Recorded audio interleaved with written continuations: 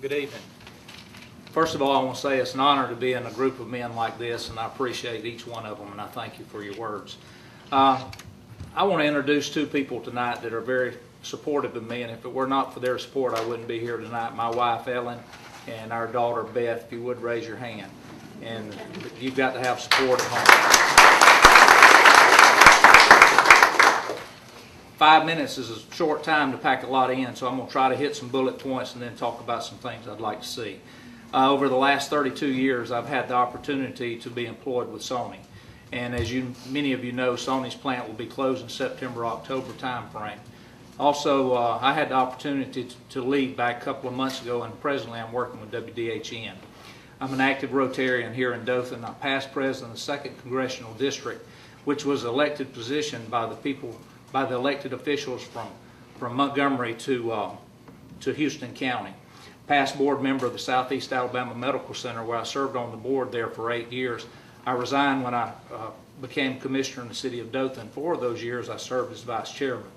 I'm the present chairman of the MPO here in Houston County. Many of you may not know, MPO is the metropolitan organization that actually divvies out the money that we receive from the federal government.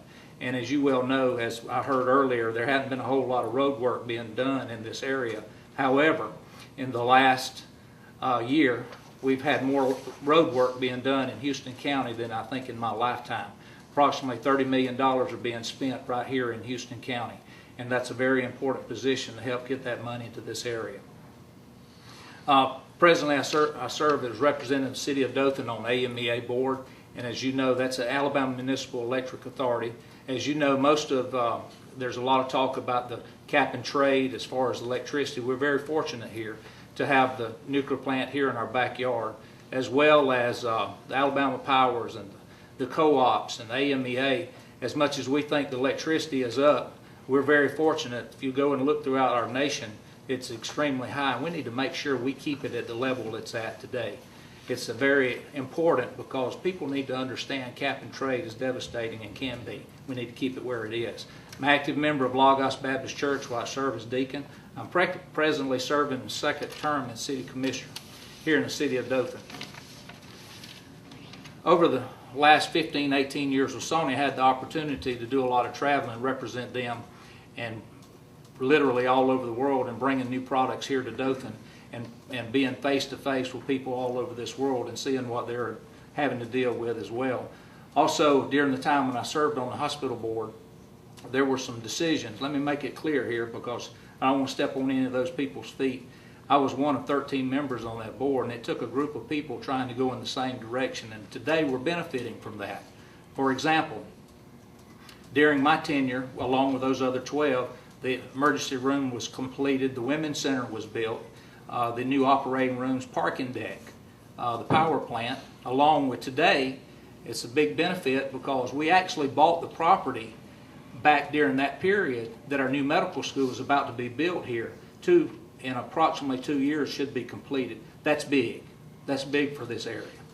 And serving on the city commission over the last 5 years, I know the difficult obstacles that the local cities are facing and the loss of revenues and the loss of jobs. I'm not just saying that, I've lived it. You work with Sony for 30 years and you lose a job, there's a difference in talking and living it. Our family's lived it. These challenges will continue to face us locally and throughout the state. I know the needs of the area and understand how to work alongside others to address these challenges and to focus on bringing jobs to this area and to focus on the road work that's needed to be here in this area. For example, the I-10 connector, and to seek the solutions for our future water needs. There are a lot of other problems. These are just a few. Hard to pack a lot in 5 minutes. I've been in public service long enough to know that I can't make a lot of promises other than to spend your tax dollars wisely. I think that's crucial. We must continue and we must do better. And sometimes better is with the less. I realize the value of being able to work with others. However, I will promise to always do my homework and the due diligence for making decisions. I have a record with the Dothan City Commission, and I believe that you can go to anyone there and they will tell you that I make informed decisions. I want to serve the House District 86, I want to tell you that I will commit to be accountable, accessible, and available to the people, just as I've been over the last 5 years in my present position. If selected, I want you to know up front, I will run my campaign as I have done in the past. It will be a positive campaign. And the Republican Party, so the Republican Party can be proud of. This is an extremely important election. I believe I can, and with your help, win and make a positive impact for District 86. And thank you for your time.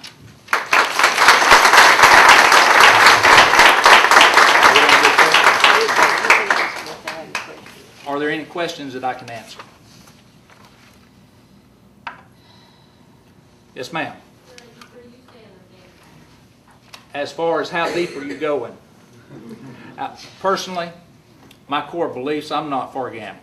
However, let me tell you, when it comes to addressing a vote, there are many people that fought and died for this country to allow people to vote. However, those people didn't fight and die for there to be a chosen few for it to benefit from. There has to be a vote that is fair across the board, a vote that we can all agree on, benefit from, or not benefit from. And that's a touchy subject, because I've never seen, I've been here all my life as well, I've never seen a subject that split a county up as much as this has.